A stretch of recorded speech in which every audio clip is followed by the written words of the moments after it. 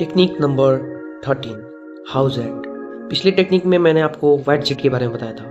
Means any object that draws people attention towards you and inspires them to talk to you.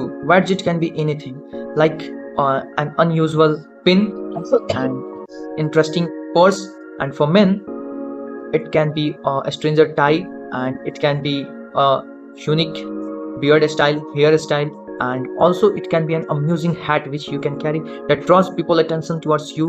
Suppose आप किसी party function में हो, लेकिन अगर सामने वाला पर्सन जो है बिल्कुल किसी भी तरह का वाइट जेट कैरी नहीं किया हुआ है, तो फिर आप उससे कैसे अप्रोच करोगे, फिर आप उससे कैसे मिलोगे। यहाँ पे सारी चीज़ें गेम प्ले करती हैं। और अगर आप उसमें कुछ यूनिक नहीं देखते हो तो फिर आप उससे अप्रोच नहीं कर पाओगे। लेकिन आपको पता है कि वो पर्सन कुछ अलग दिख रहा है, लेकिन उसने कुछ अलग सा कैरी करके नहीं रखा खुद के साथ, ताकि आप उससे एक बात करने का बहाना ढूंढ पाओ, उसके करीब जा पाओ और उससे बात कर पाओ।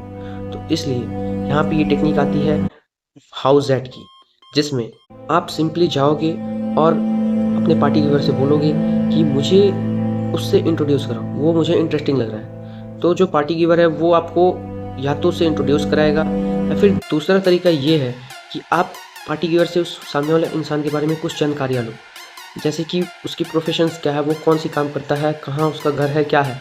इतनी सारी जानकारी आपके लिए सफिशिएंट होगी उस पर्सन से मीट करने के लिए।